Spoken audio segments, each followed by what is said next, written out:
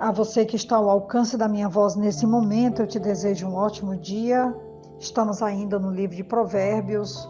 Hoje uma palavra preciosa para as famílias, escolas, igrejas e sociedade de modo geral. Capítulo 22, o versículo 6, nos diz assim: ensine a criança no caminho em que deve andar, e ainda quando for velho, não se desviará dele. Não se trata apenas de transmitir conhecimentos, mas também de inculcar princípios, valores, normas de vida e bases de fé. Nós vamos voltar lá no Velho Testamento, em Deuteronômio capítulo 6, versículo do 6 ao 9, que diz assim: que todas estas palavras que hoje lhe ordeno estejam em seu coração. Ensine-as com persistência a seus filhos. Converse sobre elas quando estiver sentado em casa, quando estiver andando pelo caminho, quando se deitar e quando se levantar. Amarre-as como um sinal nos braços e prenda-as na testa. Escreva-as nos batentes das portas de sua casa e em seus portões. Essa é uma palavra da Torá, uma palavra que deveria ser inculcada, repetida, ensinada, insistida, para que as famílias ensinassem às suas crianças a lei do Senhor.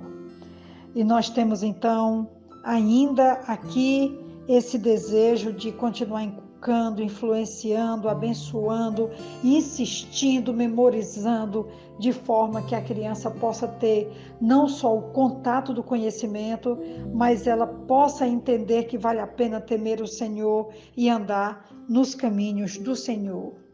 Toda criança tem como direito fundamental ser bem educada na cultura em que é acolhida. Caso isso não ocorra, ela crescerá sem referenciais claros e estará vulnerável a crises de identidade.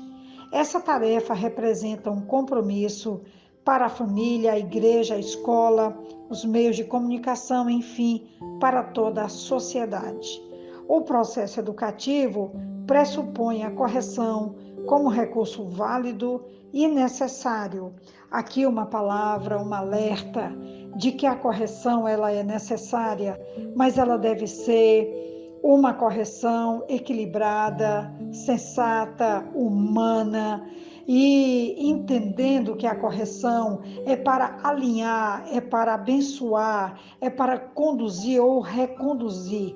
A correção não serve para maltratar, para distratar, para destruir, de jeito nenhum. Essa não é a função da correção. A correção tem um alvo de abençoar, realinhar e levantar, levantando a pessoa e conduzindo a pessoa para o crescimento, para o desenvolvimento, para a maturidade.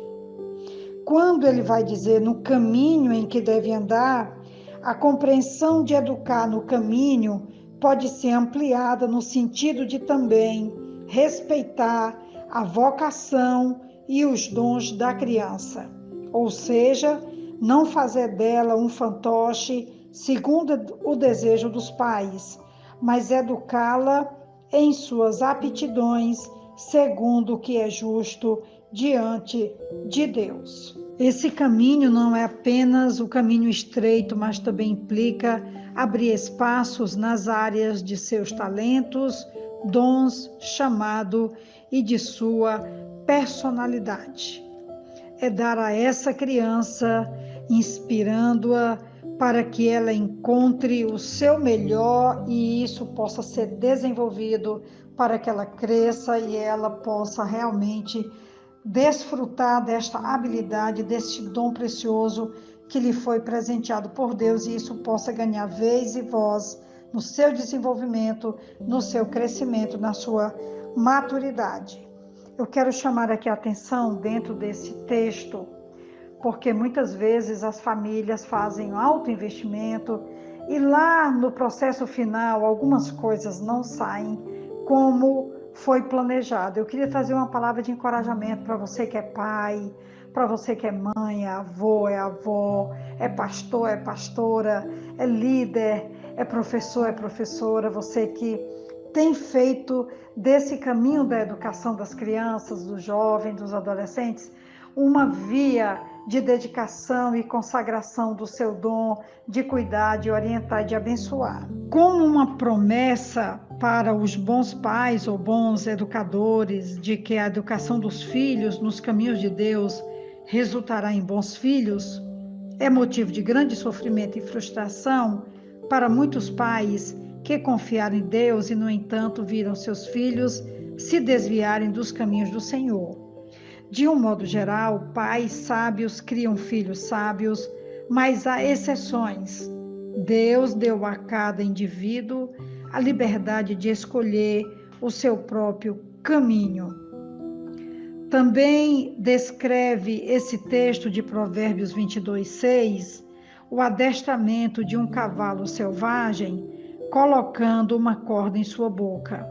No tempo de Salomão, esse termo era usado para descrever a forma como uma parteira, depois de realizar o parto, colocava os dedos numa pasta de tâmara e depois os esfregava nas gengivas do recém-nascido para estimular o reflexo da sucção, para que o bebê começasse a mamar ao ser colocado junto do peito da mãe. Há quem sugira ainda que no caminho desse versículo é uma alusão ao caminho de Deus ou caminho de sabedoria.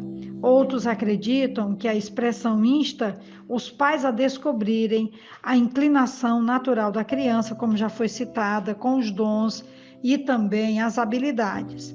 Algumas vezes, porém, filhos de pais piedosos decidem escolher o caminho da insensatez e sua escolha provoca sofrimento e tristeza profunda em seus pais ou seus educadores.